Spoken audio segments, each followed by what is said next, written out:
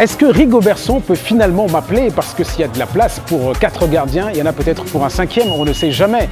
Pour cette CAN 2023 qui sans doute est la plus hype de toute l'histoire de la CAN, avec une cagnotte de 7 millions de dollars, 6,4 millions d'euros, un peu plus de 4 milliards de francs CFA pour le vainqueur final.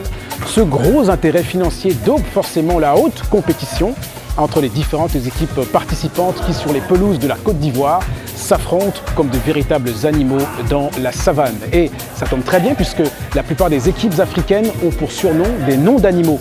Vous connaissez par exemple les lions indomptables du Cameroun, les éléphants de Côte d'Ivoire, les Super Eagles du Nigeria ou encore les aigles du Mali. Mais est-ce que vous connaissez par exemple les surnoms des équipes du Mozambique, de la Zambie ou encore de la Guinée-Bissau? Le Bonas Focus CAN, c'est tout de suite sur les surnoms d'orgueil des 24 sélections qualifiées pour la phase finale de la Coupe d'Afrique des Nations de football 2023. Ce surnom d'orgueil est un argument psychologique que chaque équipe utilise pour se gonfler le moral lors d'un tournoi et même en dehors. Il embarque les valeurs de fierté attachées à l'équipe et au peuple qu'elle représente. Il est toujours chargé d'arrogance et de prétention, question de bien déstabiliser le plus possible l'adversaire. Et en Afrique où la spiritualité établit un lien fort entre la foi, l'humain et l'animal totem, nombreuses sont les équipes dont le surnom d'orgueil est un nom d'animal choisi pour sa force, son charisme ou encore son intelligence. C'est le cas des lions indomptables du Cameroun, surnom choisi dans les années 70 pour la force et la bravoure de ce fauve, afin de donner plus de courage à la sélection camerounaise après son échec à domicile lors de la CAN 72. Surnom porte-bonheur puisque les Lions ont déjà gagné la CAN 5 fois depuis lors, s'imposant comme la deuxième équipe la plus titrée derrière l'Égypte.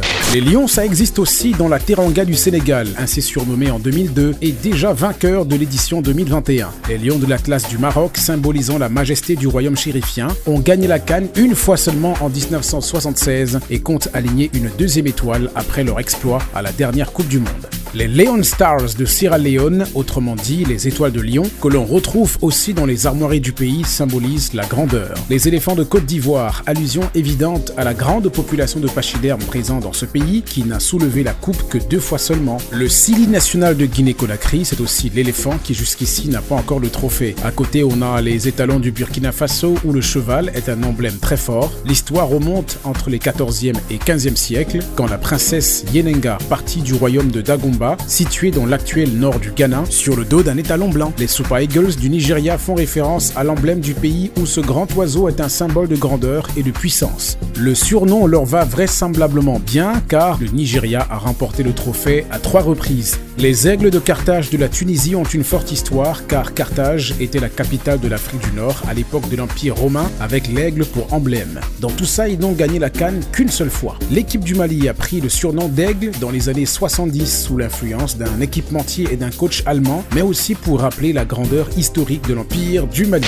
On n'a pas de chien vert en Afrique, mais on a les Osdjortus de Guinée-Bissau, des Glicans, sorte de chiens sauvages dont la férocité est ici vantée pour l'équipe. Les léopards de la RDC pour la férocité et la rapidité de ces fauves, les mambas du Mozambique, espèce de serpents qu'on retrouve beaucoup au Mozambique pour leur capacité à s'infiltrer dans la défense et surprendre, les palancas negras, les antilopes noires d'Angola, surnom choisi pour leur rapidité. En termes d'animal, on a même les poissons, comme les tubarões azul du Cap-Vert, ce qui signifie les requins bleus en portugais, symbolisant la détermination et l'agressivité de l'équipe du Cap-Vert dans la poursuite de la victoire. Les fennecs d'Algérie font référence à ce petit renard des sables du Sahara, espèce protégée et qui est connu pour sa ruse et sa résilience. On a même de petites bestioles mais très nuisibles comme les scorpions de la Gambie. Lors de la première CAN du pays en 2022, la Gambie avait marqué les esprits avec son surnom et démontré que qui se frotte à ce petit animal peut s'y piquer. D'un autre côté, on a les surnoms hors du règne animal comme les pharaons d'Égypte qui symbolisent pour l'équipe l'esprit divin, grandiose, parfait, attaché à la dynastie des pharaons qui a régné pendant longtemps sur l'Égypte et dont la civilisation influence encore toute l'humanité. Surnom qui leur vaut un règne aussi grand que les pyramides sur le football africain. Ils ont déjà gagné la CAN 7 fois,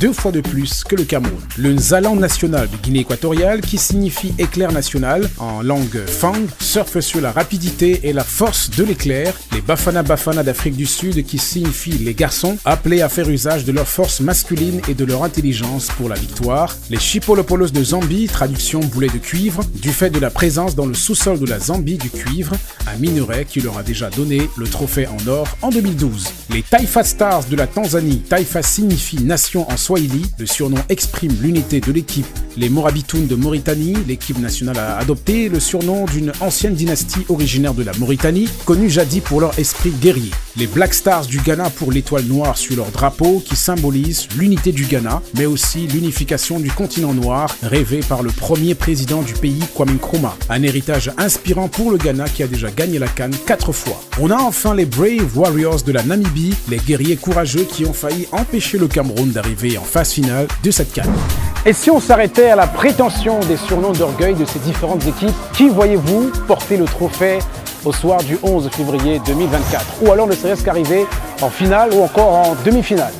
Postez vos réponses en commentaire et surtout n'oubliez pas de vous abonner à notre page afin de ne rien rater des nouveaux épisodes de Le Bonas Focus CAN dédiés à la culture populaire ainsi qu'aux curiosités autour de la plus grande fête du football africain.